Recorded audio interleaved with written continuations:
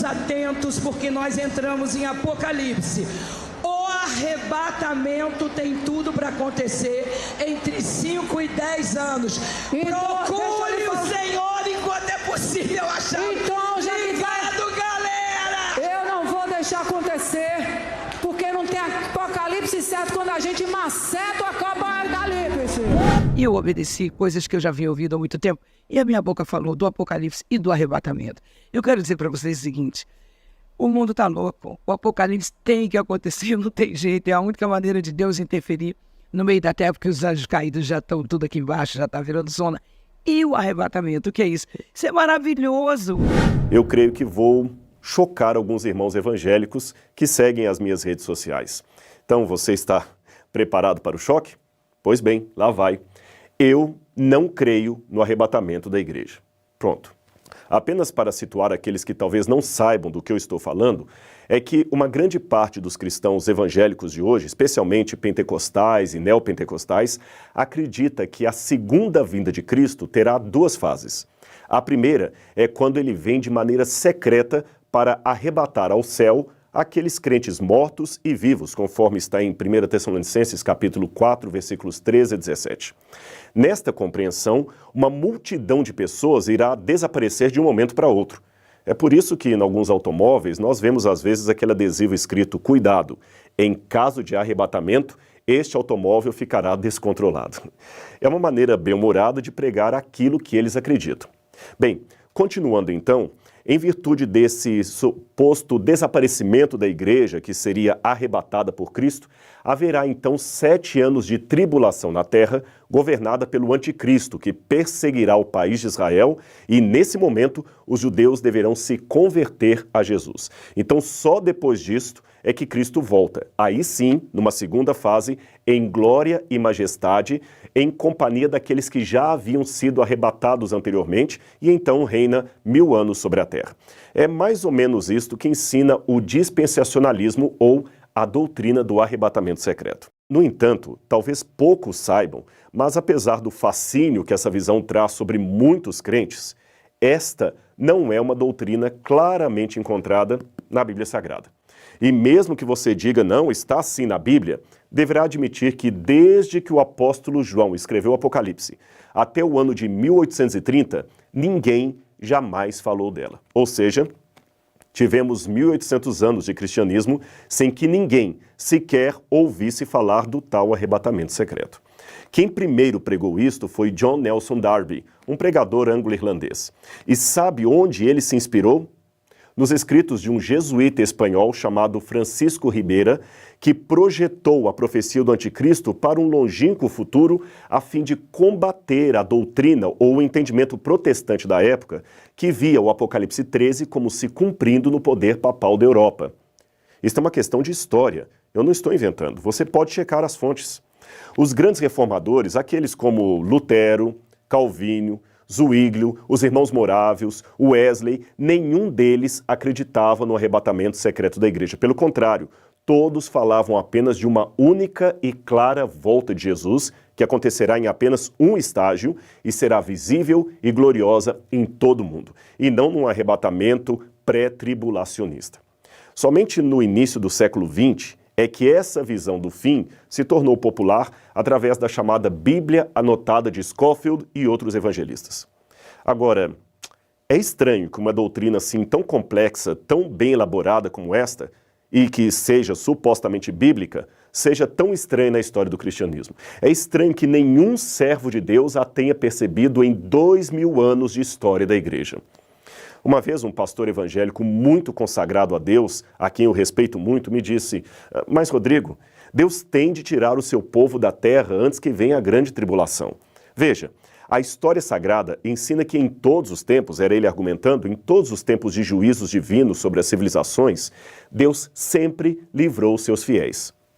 Livrou Noé do dilúvio, livrou a Ló da destruição de Sodoma, livrou a Israel das 10 pragas que atribularam o Egito e prometeu livrar a sua igreja na hora daquela tentação que há de vir sobre toda a terra. Ele então citou Apocalipse capítulo 3, verso 10, que diz: eu te guardarei na hora da provação.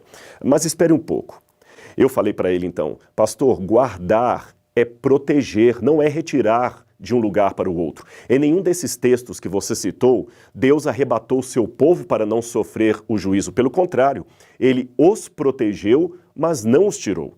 Jesus mesmo orou ao Pai: não peço que os tires do mundo, mas que os livres do mal. Veja, Noé estava protegido dentro da arca, mas permaneceu em meio ao dilúvio. Ló foi tirado pelos anjos, porém correndo em meio ao fogo que caía, e ele não foi arrebatado secretamente. Os hebreus, é claro, foram poupados das pragas no Egito, mas continuavam na terra de Faraó enquanto as pragas caíam. Com muito respeito pelos que pensam diferente, eu digo que não vejo na Bíblia Sagrada nenhuma passagem que ensine claramente a volta de Jesus em dois estágios, um secreto, o outro visível. Mas eu sei que alguém ainda dirá: Rodrigo, Paulo deixou bem claro em Tessalonicenses que nós seremos arrebatados para encontrar com o Senhor nas nuvens, e ser arrebatado é ser tomado de modo súbito, sem que ninguém veja.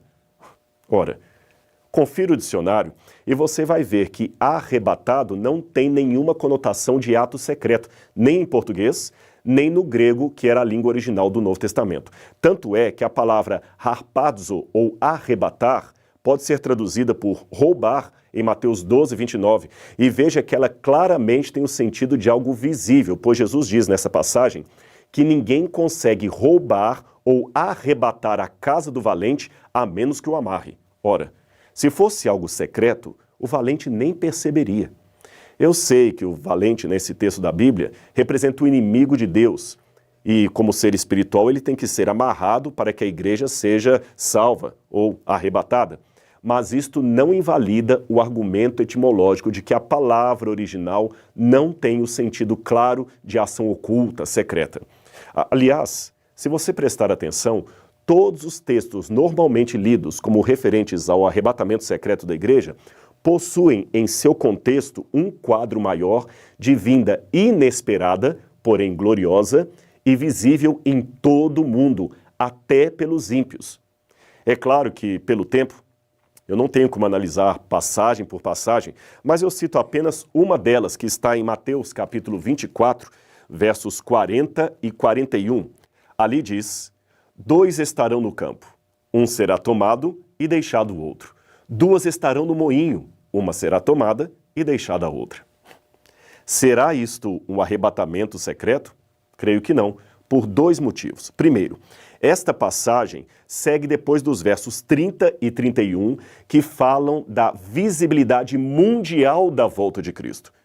Portanto, é depois da vinda gloriosa que esses textos têm lugar.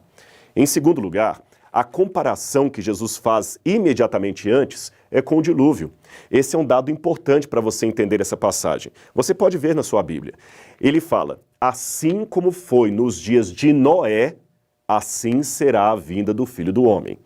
Nos dias de Noé, os homens não perceberam até que veio o dilúvio e os levou a todos. Note, os que foram levados pelo dilúvio são aqueles que se perderam. Aí ele arremata: do mesmo modo em minha vinda.